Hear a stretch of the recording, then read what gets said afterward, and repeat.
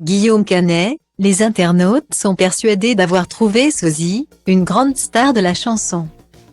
Après les nombreuses critiques autour d'Astérix et Obélix, l'Empire du Milieu, Guillaume Canet est moins présent dans les médias.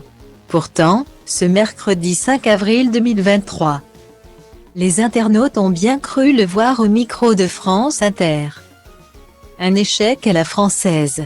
Octobre 2019, Guillaume Canet annonce sur son compte Instagram qu'il sera à la réalisation du prochain opus de la saga Astérix et Obélix.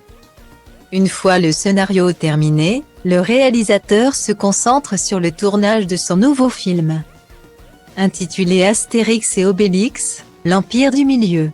En raison de la pandémie de Covid-19, les prises en Chine sont annulées. Guillaume Canet est contraint de tourner une grande partie en Auvergne. Résultat, retard dans la production.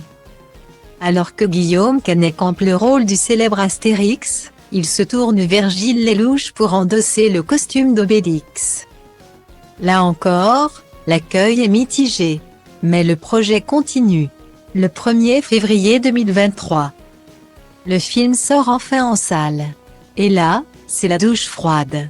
Alors que la nouvelle aventure du célèbre Gaulois aurait été considérée comme rentable par Pathé en atteignant les 6 millions d'entrées, le long métrage peine à dépasser les 4-5 millions de tickets vendus, malgré la réception mitigée du film.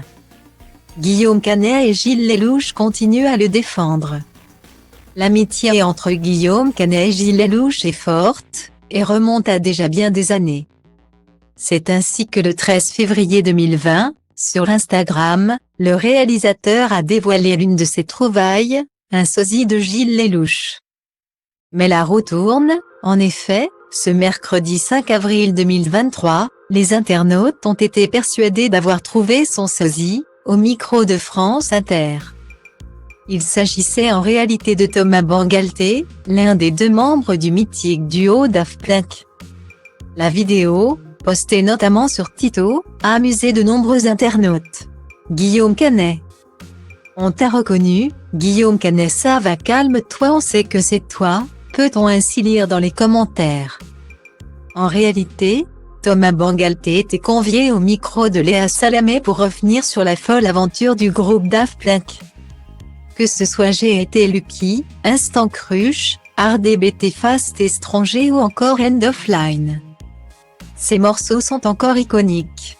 Mais n'en déplaise aux fans, Thomas Bangalter a été très clair concernant l'histoire du duo, un début, un milieu, une fin. Le reverrons-nous sous son célèbre casque ou au casting du prochain opus de la saga Astérix et Obélix? Mystère. Daft Punk. Thomas Bangalter enlève le casque. L'occasion de lui poser la question à Daft Punk. TikTok Music Neo Music Daft Punk face au Reveal.